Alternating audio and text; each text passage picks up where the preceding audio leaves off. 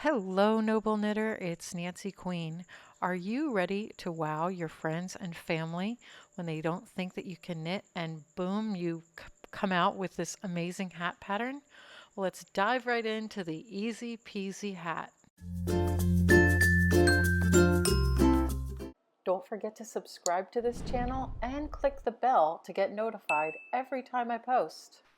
I'm using 2 skeins of Knit Picks Tough Puff Super Bulky Weight yarn, a pair of size 15 circular knitting needles that are 16 inches, a large stitch marker, a finishing needle, and then a set of double pointed needles. You can use anywhere from size 11 to 15 of these double pointed needles. There's also a free PDF printable pattern in the link here at the top or in the description below. This hat is knitted in the round from the bottom up, so we'll start by making a slip knot, and I'll leave about a 4 to 6 inch tail and then make my slip knot. So I wrap it around my finger 2 times and then hold on to that with my thumb. Then I drop that first stitch off, wrap one more time, and then drop that next stitch off, and ta-da, there's my slip knot. I learned this in Girl Scouts, and this is my favorite way to make a slip knot. So now we are going to do a thumb cast on. So here's my thumb under the yarn, and then I'm going to grasp the rest of the yarn with my fingers and just kind of twist it to make a loop. And I just slide that loop on the needle. It's almost as if you're taking it and flipping it, putting it on like this, and tightening it. But using your thumb or index finger just makes the stitches go on so much easier and will help set you up for when you do more complicated cast-ons later on. So we need to put 50 stitches on the needle, and that also includes the slip knot. That will count. That first stitch of the slip knot counts as a stitch on the needle.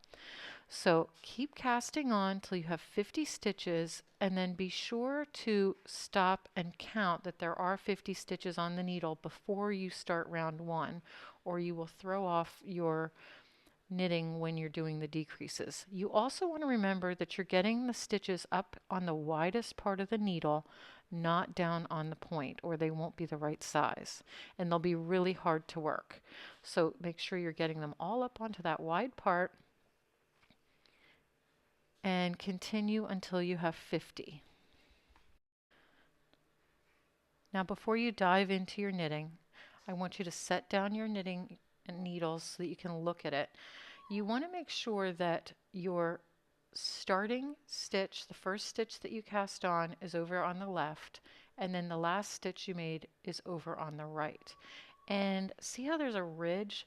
You want to make sure that all of these ridge stitches are face up and that you don't have any twists in your knitting. See this? You don't want that. So you want to take that out, make sure that nice ridge stays perfectly aligned all the way around the top, and then you'll be ready to knit. So now it's time for us to place our stitch marker. And what the stitch marker does is it just lets us know that every time we reach that marker, we've finished a round. You won't be working in rows, you'll be working in rounds. This is basically an endless loop that you'll be making. So this just reminds us that we've finished a round, and it comes into play as important later on in your knitting. So I'm going to go into that first stitch. Then I'm going to pick up the yarn and wrap it counterclockwise around the needle, pull up the new stitch and slide the old stitch off. Go into the stitch, wrap the yarn around, pull up the new stitch, slide the old one off. So you're adding a new stitch and then transferring it over to the needle on the right. Into the stitch, bring the yarn around counterclockwise up from the bottom, bring up the new stitch and slide the old stitch off. See, you're knitting, and basically this is all you're going to do for pretty much the entire project. So you'll get really good at knitting after this. Now, because of the type of cast on we did, there's something that happens in this first round that won't happen anywhere else in the project. You get this little bar in between the stitches, and it happens when you pull, especially, or if you're working far apart. So don't make yourself crazy over it. It's there. It's just that the the cast on edge is kind of getting pulled tighter. The stitches are getting pulled tighter on the needle and causing that little loop. But it will go away. You won't see it. It's nothing to worry about. So just keep knitting along. So now I'm down to my last couple stitches on my first round. And I know that because of the stitch marker. So I have just 2 more stitches. Here's my last stitch. And now I'm at my stitch marker. So what you're going to do is you're just going to take that stitch marker.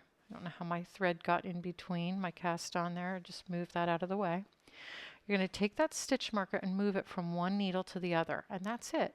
So it's just a place marker so that you know the beginning of the round, and now you will keep on knitting exactly as you did on the previous round. And you'll notice that the stitches work a lot easier on this round than on the cast on, that first round of the cast on. And you will keep knitting just like this until your hat measures 7.5 inches from the beginning. And you can already see our nice knitted V's are starting to show up, and they're really pretty. As you're knitting along on this project, you'll find out that you're running out of yarn, so you'll need to add a new skein. You want to make sure that you leave about a 4 to 6 inch tail of the old yarn before you join the new yarn, because you want to be able to weave that yarn in. You're not going to just cut it or you'll have a hole in your project. So I turn my work over, and what I'm going to do is tie a square knot. So here I'll do left over right and then right over left. And the beauty of a square knot is that it's really easy to undo later. And I undo it later, and then I weave in the yarn ends, which I will show you how to do in a moment. But now you'll just pick up your new yarn and start knitting with that. I tuck the tails away for later, and make sure both the old yarn and the new yarn have at least a 4 to 6 inch tail. And then just continue knitting as you were.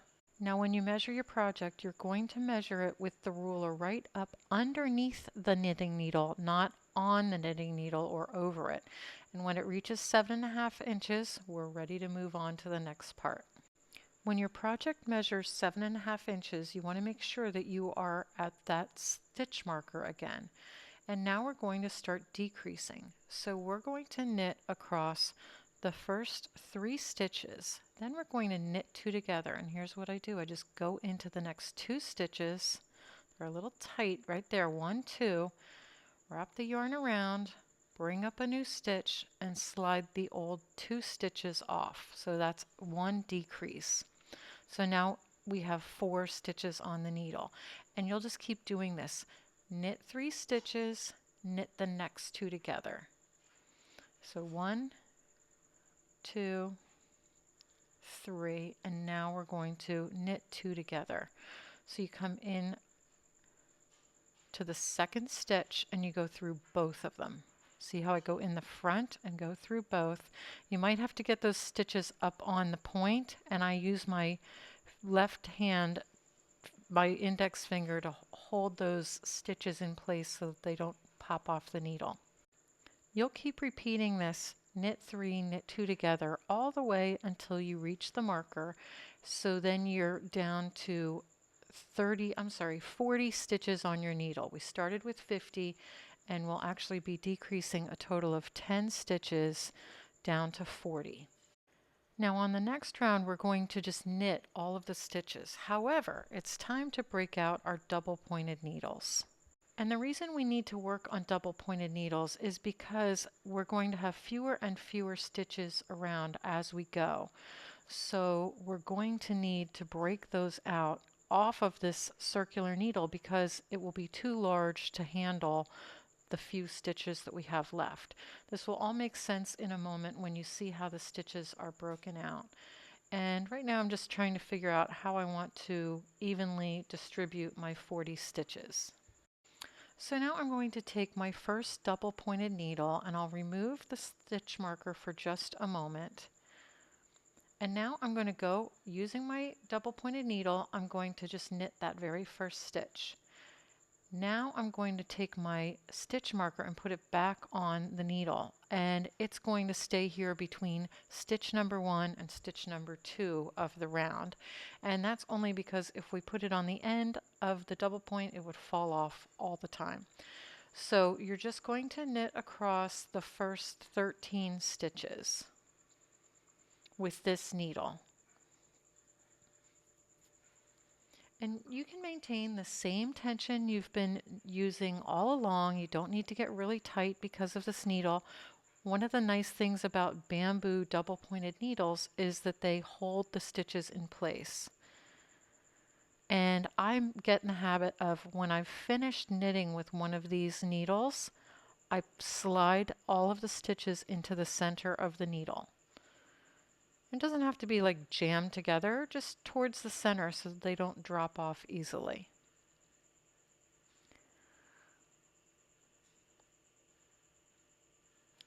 Now, once we have all of these stitches on the needle, like I said, I just slide it into the middle. Now I'm going to turn my work a little and get ready to knit the next needle. So now I just pick that new needle up and knit 13 more stitches onto this needle. Now when you have about 13 stitches on that second double pointed needle, you're going to do the exact same thing as we did a moment ago. You're going to just slide those stitches to the center of your work. Oh, I like to count just to make sure. I'm a big counter. That way I don't make mistakes later.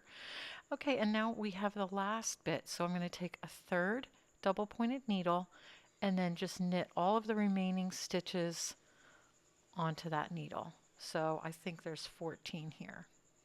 Now when you've knitted all of those stitches, you are done with your circular knitting needle. You can set that aside. You won't need it anymore for this project. We're only going to be working on the double points. So I'm going to slide those stitches into the center of the needle, and you can see how it's making kind of a triangle shape, and our triangle will just get smaller and smaller, and we're just going to keep knitting around and around just like we were but on these needles. So this will accommodate a very few stitches at the end, which we will have. Now what I'm going to do is I'm just going to keep knitting. So we did a decrease round, and now we're ready for and then we just knitted onto these needles on a straight knitting round. Now we're ready for another decrease round. So we're going to knit the first 2 stitches and then knit the next 2 stitches together, just like we had done before. It's just that they're on these 4 needles. But you can do this. You're going great. Look how far you've come, and we are in the final stretch. So knit 2 more and then knit the next 2 stitches together.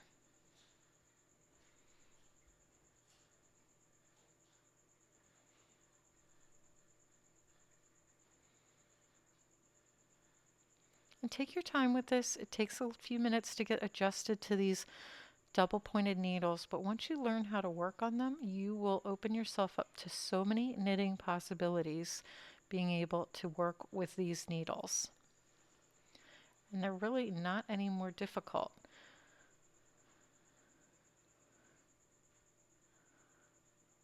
There we go. We finished that first set of that first double point. So now that other, we've knitted off of the one that was on the needle, and now I have the new double point in my hand, and I'm just going to pick that up and work the stitches right onto there. So I had 1 stitch on the last needle, here's the second, and now my knit 2 together. So it doesn't matter where we are in the stitch pattern, we're just going to keep working that round as if it was on the circular needle.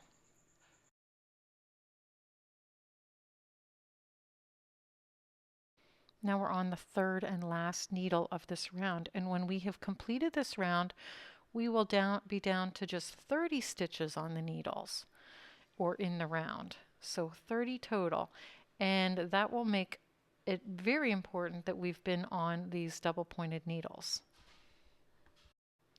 Now for the next round, we are just going to knit all the stitches around, no decreasing on this round whatsoever. Round 5 is another decrease round, so we'll knit the first stitch, then knit 2 together. So I'm going to slide my marker and then knit the next 2 stitches together, and I'll keep repeating that around like I have been until I have just 20 stitches on the needle. Now we're down to round 6, and this is a nice easy round. We're just going to knit all of the stitches. I hope this is going well for you. Let me know in the comments. Are you having trouble? Are you struggling with anything? Do you have questions? Feel free to ask. I'm happy to answer any questions you have as you're working your hat. We are down to the final round of our hat. So I'm just going to slide my stitch onto the needle so that I can remove this stitch marker. Now I'll slide it back onto the needle and I'm ready to knit the round. So on this one we're going to just knit 2 stitches together all the way around.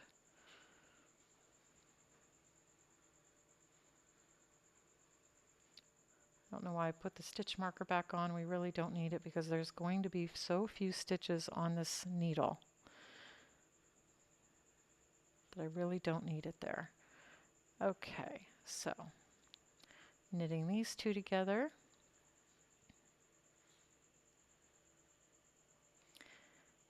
And these 2 together. Now I wanted to show you this part because if this happens to you, it's very easy to fix. There's nothing that you've done wrong on this next part. It's just the way the stitches break out. I don't know why. I must have been a little tight on this part. So let's get that stitch. Okay, there we go. Now I'm down to 1 stitch on that needle.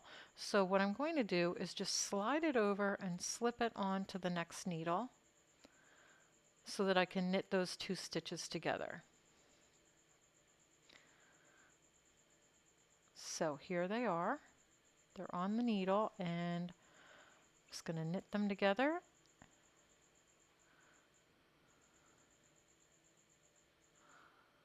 And this last round is a little fussy because you've got the needles start to get wonky, but we are almost done. You only have a few stitches left and then these needles are going bye-bye. So knit the next 2 together and you'll just keep repeating that all the way around.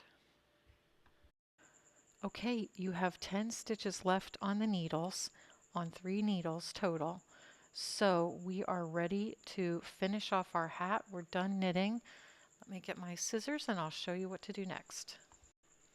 So I've grabbed my scissors along with my finishing needle, and now I'm going to cut about a 12-inch tail. And we're going to use that to finish off the top of the hat. So to thread the needle, I make a fold in the yarn like this, and then I put that through the eye of the needle. I don't try to thread the end of the yarn because it's just too difficult. This is much easier. My mom was a seamstress and this was a trick she taught me and I use it all the time. So now what we're going to do is we're just going to take our needle and go into the next stitch that we would have knitted. And you can slide that right off the needle. You can take the stitch marker off and then you're just going to go and pick up every single one of the stitches in the order that you would have knitted them and just slide them onto that strand of yarn. This is a very satisfying part of knitting the hat, getting those stitches off and seeing the hat come together as a finished piece. So just a couple more stitches here.